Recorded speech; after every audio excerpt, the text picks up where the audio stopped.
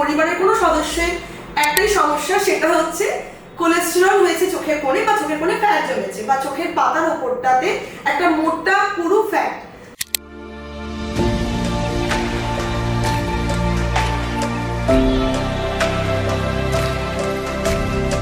Hi everyone, আমি রিয়া মুখার্জি কসমোজেল থেকে।